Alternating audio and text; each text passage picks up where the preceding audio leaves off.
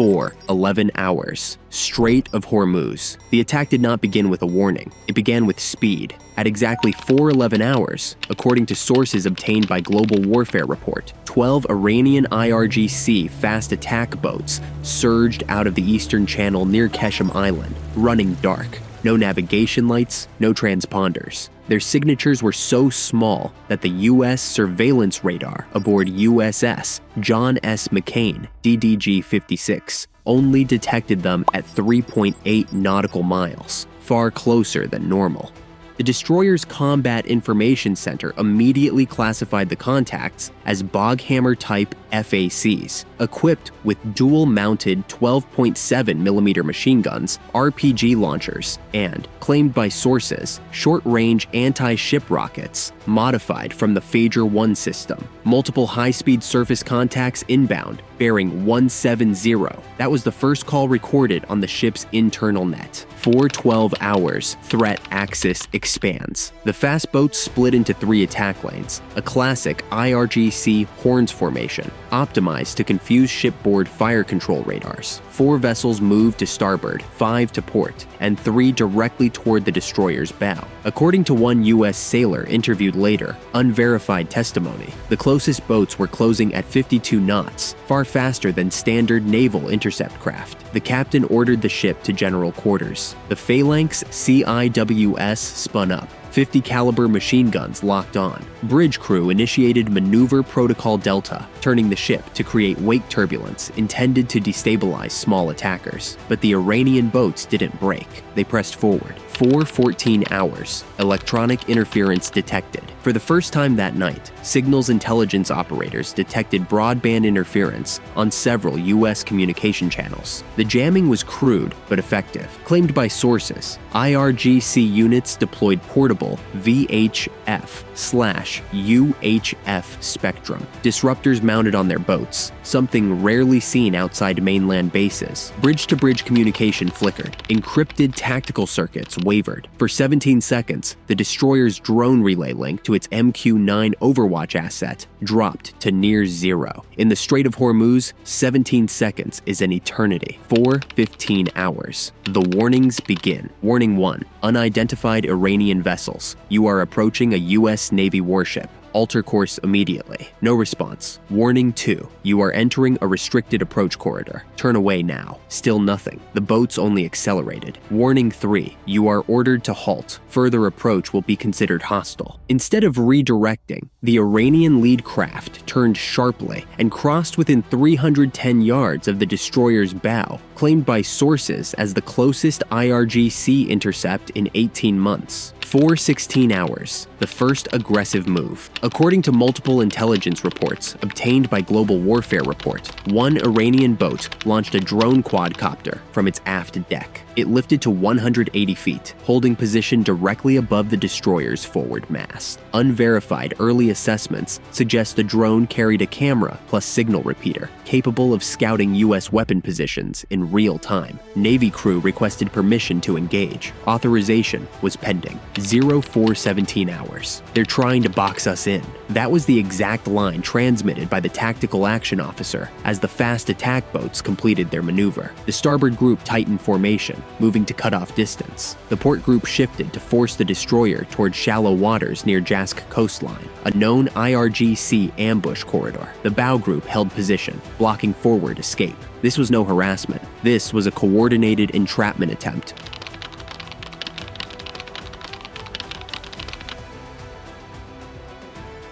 4:19 hours. IRGC fires warning. Flare. Before the U.S. could respond, the Iranian lead boat launched a red maritime flare, rising above the destroyer's deck. In IRGC maritime doctrine, a red flare is a pre-attack intimidation signal. According to sources, the U.S. commanding officer believed an actual attack was seconds away. Bridge recorders captured his order. Stand by. Engage on hostile intent. The destroyer's CIWS turret rotated to direct bow position. Machine gun safeties were disengaged. The Strait of Hormuz was one trigger pull away from a regional escalation. 4:20 hours. The unexpected segment just as U.S. gunners prepared to fire. 3 Iranian boats abruptly cut speed. Engines sputtered, wake trails vanished. Signals analysis later suggested a sudden remote command override from an IRGC coastal commander, claimed by sources, who may have realized the U.S. ship had just locked fire control radar onto the formation. Within moments, half the Iranian swarm turned away, but not all. 7 boats continued circling. 2 hovered dangerously close, less than 190 yards off the starboard quarter. One sailor reported seeing men with rifles standing at the bow. This remains unverified. 0421 hours, U.S. Sechen. Trezek its first countermove. The destroyer released 2 Mark 59 laser dazzler systems, flooding the surface with high-intensity green beams, non-lethal but overwhelming to small boat operators. Several Iranian crews shielded their eyes. One craft swerved, nearly colliding with another. And then, what happened next escalated everything. A single Iranian boat, the closest one, suddenly accelerated again and pointed itself directly at the U.S.Destroyer's midsection, a potential suicide-style collision tactic. The captain gave the order, weapons free, prepare to neutralize. 0421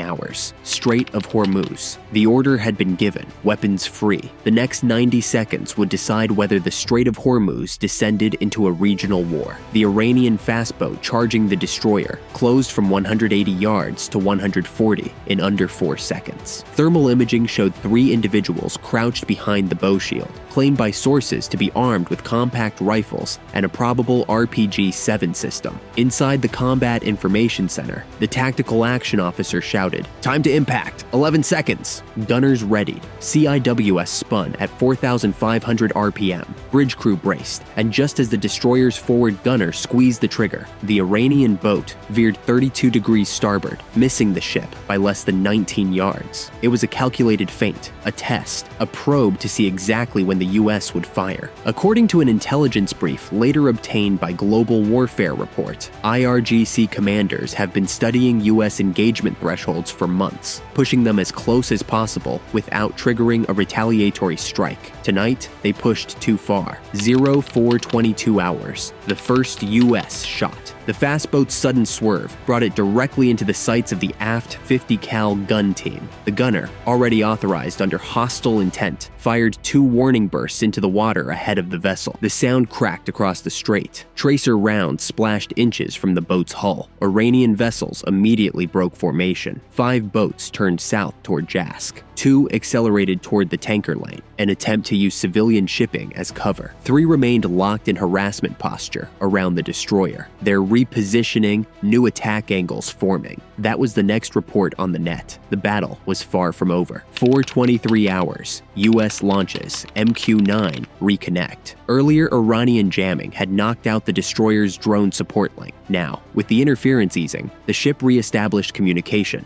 and MQ-9 Reaper, loitering at 17,000 feet, reconnected and immediately transmitted thermal profiles of armed men, locations of concealed weapons on 2 boats, an anomaly, a cylindrical tube on the rear of boat number 7. Unverified analysis suggests it was a short-range naval rocket, possibly Fajr-1 derivative. The destroyer's captain requested permission for lethal engagement, but Washington was already watching. 424 hours, National Command Authority notified. Classified the situation as Escalation Event Amber. At 0424 hours, the following agencies were watching live: 5th Fleet Command, CENTCOM, the White House Situation Room. A senior defense official, claimed by sources, remarked, "If one RPG launches, we retaliate with overwhelming force." But the IRGC knew this too, and they weren't finished. 0425 hours, 2nd drone launch. Another Iranian fast boat, this one approaching from the dark side of the ship,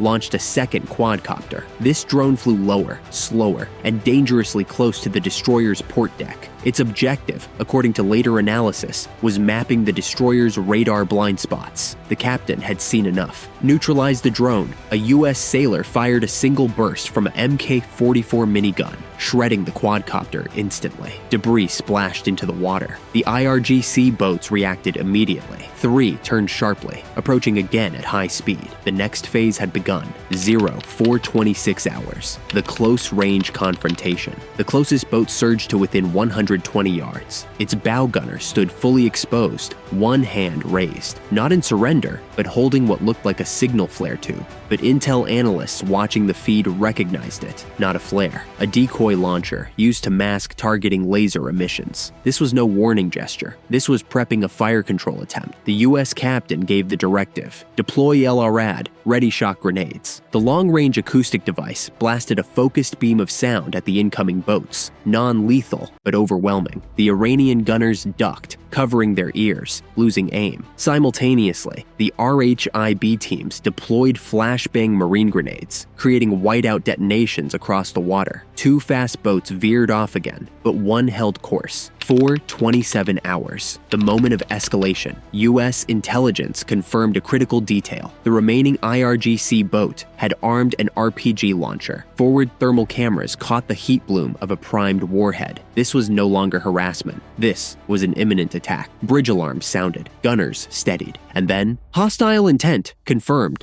Engage. The destroyer fired. A controlled burst from its forward point, 5.0 caliber. Two precision warning shots from the Mk-38 25mm system. The 25mm rounds struck just ahead of the Iranian boat's bow, sending shockwaves across the surface.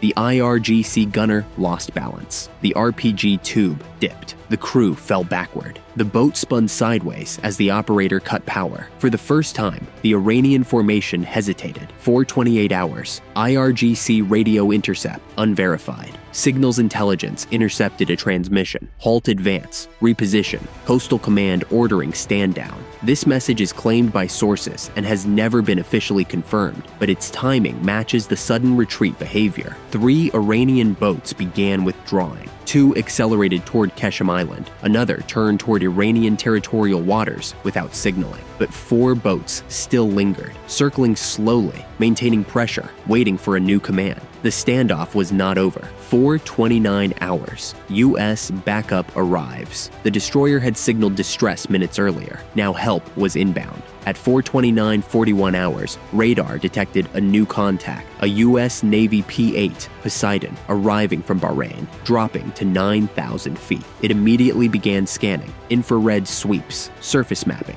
weapons signature detection. The presence of the P-8 shifted the balance of power instantly. IRGC boats slowed, because the P-8 carries AGM-84 Harpoon anti-ship missiles, and everyone in the region knows it. The U.S. had made its message clear: back away or escalate into something you cannot control. For 31 hours, the standoff breaks. The final 4 Iranian boats finally throttled down. Engines softened, formations loosened. One by one, they began retreating toward their coast. But just as the U.S. crew prepared to stand down, one IRGC boat turned back. It moved slowly, deliberately, almost ceremonially. At 4:31:59 hours, the boat drifted within 260 yards, and its commander stood at the bow. He raised one hand, held it up for 3 seconds, then pointed directly at the U.S.Destroyer. This gesture, according to Middle East naval analysts, means we will be back. Moments later, the final boat withdrew into the fog. 4:33 hours. The aftermath begins. The U.S.Destroyer remained on high alert. Damage reports, none. U.S. casualties, 0. But the psychological damage was enormous, because Iran had proven it could deploy swarms, it could jam U.S. drones, it could test fire thresholds, it could push the U.S. to the brink. And claimed by sources, IRGC commanders considered the operation a success, not because they defeated a destroyer, but because they forced the U.S. Navy to reveal defensive tactics, jamming resilience, drone recon timelines, engagement rules, a military intelligence coup.